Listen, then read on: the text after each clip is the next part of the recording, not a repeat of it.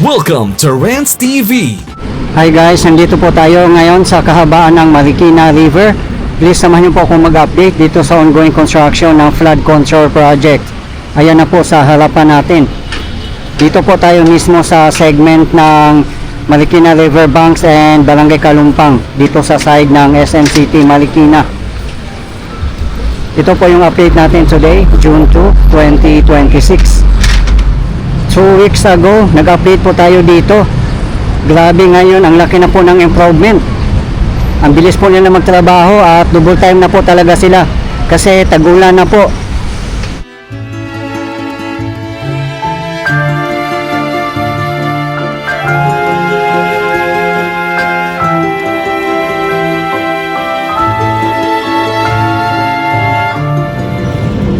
Doon naman po sa tapat natin sa side ng Barangay Barangka ay nasimula na po ang pag-construct ng retaining wall.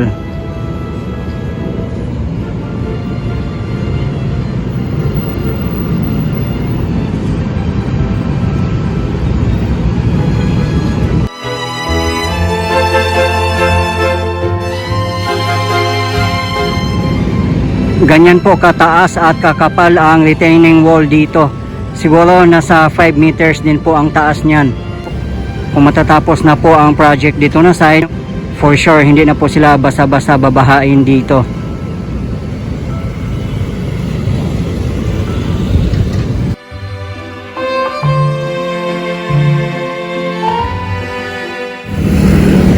Napakalaking drainage system po dito. Ayan po oh. At yan po ang gamit nila ng mga sheet pile na may kasama na pong I-beam. At ang haba po niyan ay nasa 20 feet. Kaya ang foundation ng flood control ay nakabaon po sa malalim. Kaya napakatibay po niya. At tad-tad pa po ng mga bakal.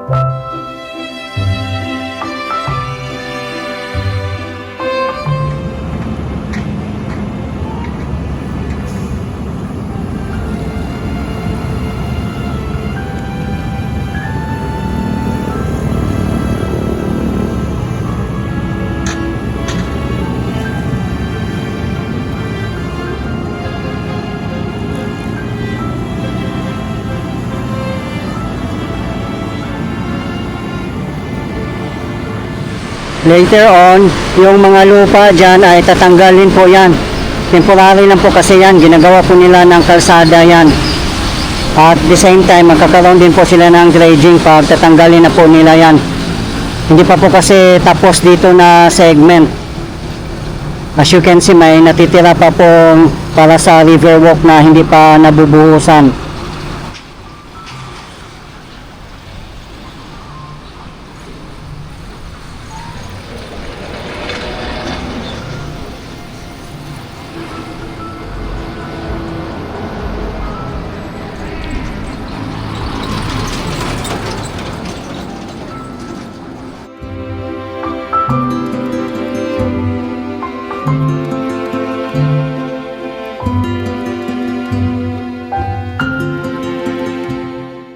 Dito po tayo nakapwesto ngayon sa Marcos Bridge, dito sa kahabaan ng Marcos Highway.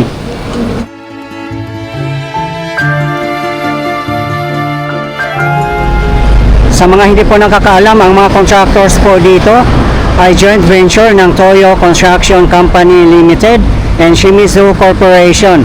Sila po ay mga Japanese construction firms. Ang kabuuan project naman po from Marikina Bayan in Marikina City hanggang Barangay Manggahan in Pasig City ay funded po ng JICA o Japan International Cooperation Agency. Napakalaking project po ito guys kasi kabilaan pa po. Kung matatapos na po yung kabuuan project ay napakaganda po kasi hindi lang po ito pambaha kundi pasyalan na rin po natin.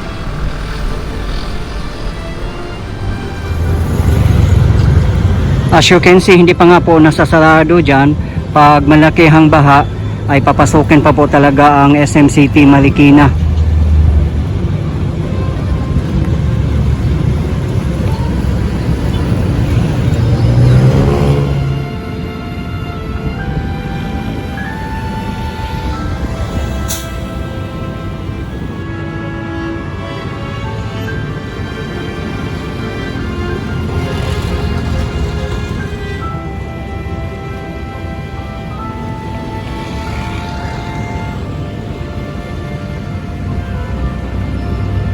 Ganyan po katibay at kaganda ng flood control project dito. Marami nga pong nagsasabi na ang Marikina River flood control ang pinakamaganda at pinakamatibay. No doubt po yan guys.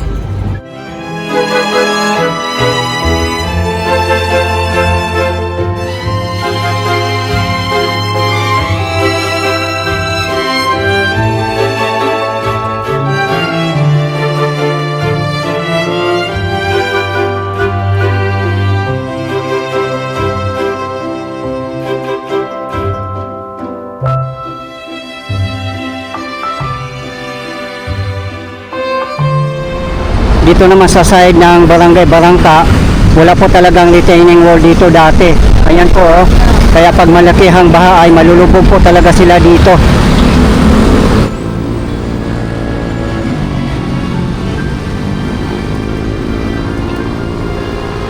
Mabuti naman po ay makakaroon na po ng retaining wall dito na napakataas din po. Ayun po oh, sinimulan na po nila.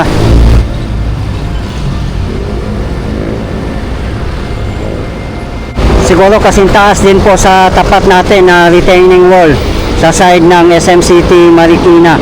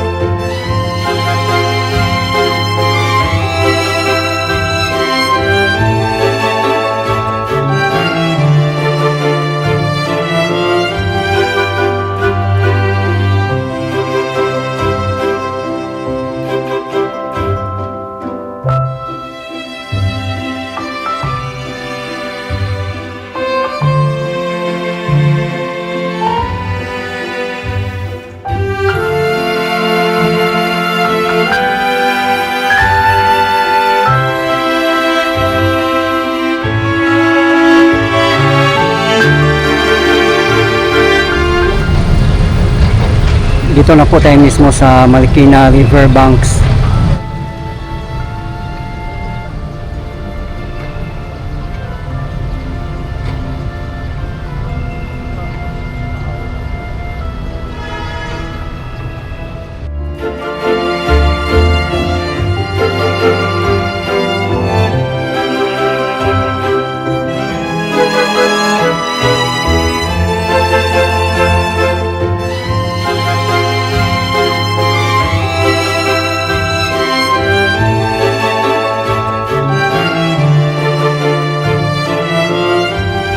Dati po ang Marikina Riverbanks ay isa po ito sa pinapasyalan ng mga tao.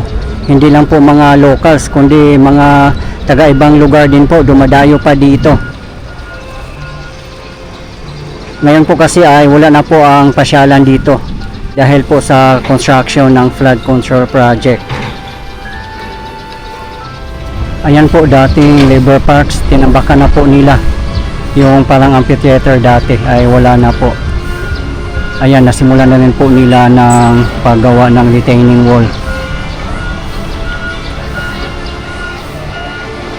Napakataas na po niya. Ayan oh, yung tambak ng mga lupa. Kaya hindi na po basa-basa babahain dito na side pag matatapos na po ang flood control project.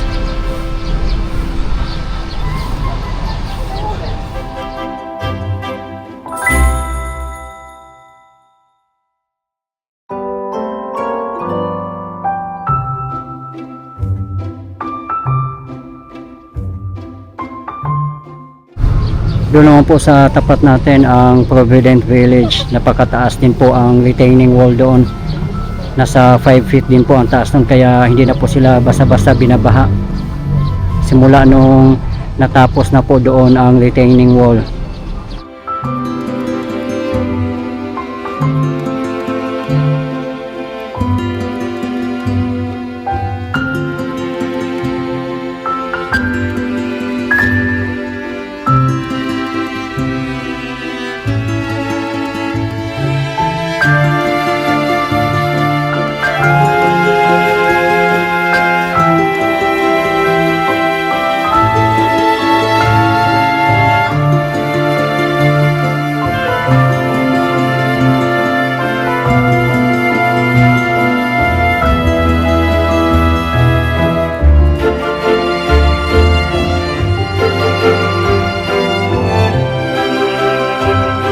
Time check 6 PM local time, kaya pauwi na po ang mga workers. Yung mga workers naman po dito ay mga Filipino pa rin po. Nagkaroon pa rin po ng job opportunity ang ating mga kababayan kahit Japanese construction firms.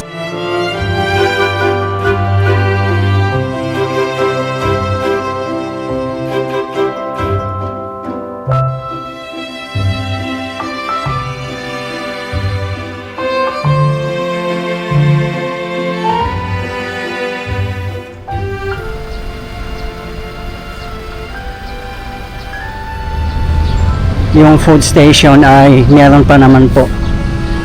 Yung nga lang yung mga perya dito ay tinanggal na po nila. Yung bazaar ay nandito pa rin po.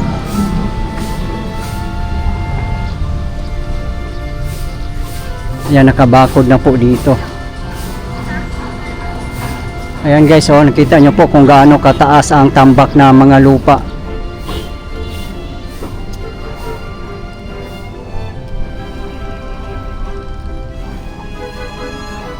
Yung nga lang, delikado po kung babahain dito. For sure, mawawash out din po yung tinambak nila. Kaya puspusan po ang kanilang pagtatrabaho.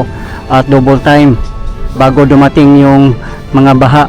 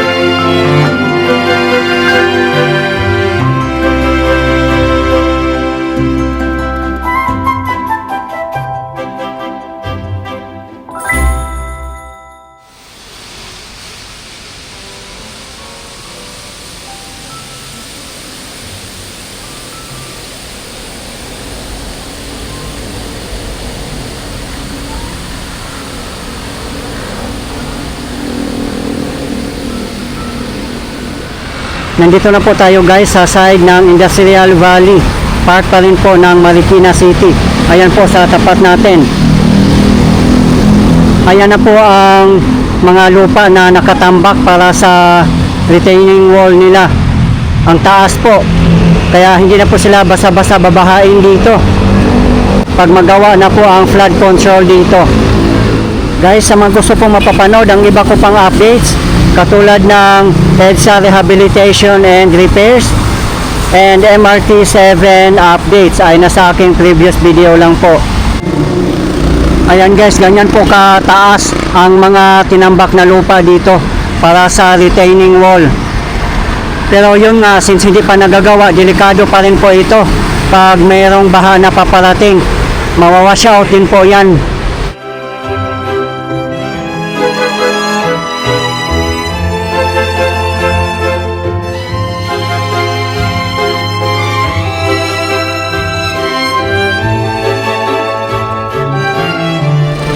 Nilagyan po nila ng tarpal para protection na rin po sa ulan.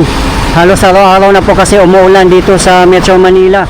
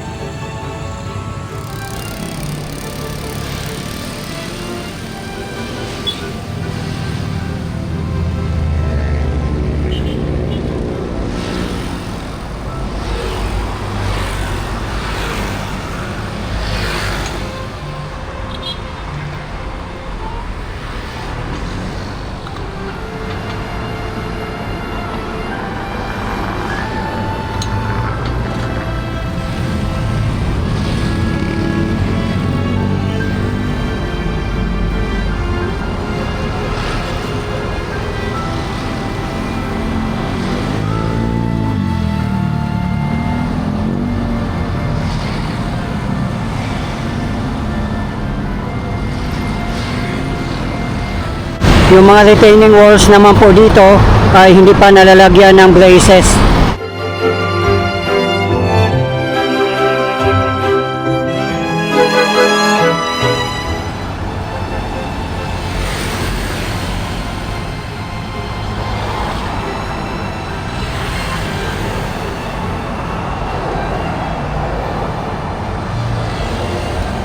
Napakaswerte po ng mga taga Marikina City, Quezon City at Pasig City kasi hindi po tinipid ang kanilang flood control project. Pag matatapos na po ang kabuuan project, for sure maibsan na po ang kanilang pangamba pag may paparating na mga bagyo at mga baha. Kudos po sa national government, Bagong Pilipinas, DPWH, mga LGU at sa lahat ng bumubuo ng Marikina River Flood Control Project. Okay guys, ito po yung latest update natin ngayon dito sa ongoing construction ng Marikina River Flood Control Project in Marikina River Banks and Barangay Kalumpang segment as of today, June 2, 2026. Maraming salamat po sa patuloy na suporta at panonood ng aking mga videos. I really appreciate po at hindi po ako magsasawang i-update kayo lalong-lalo na po sa mga government infrastructures. Mabuhay ang Pilipinas. Okay guys, thank you for watching and keep safe everyone.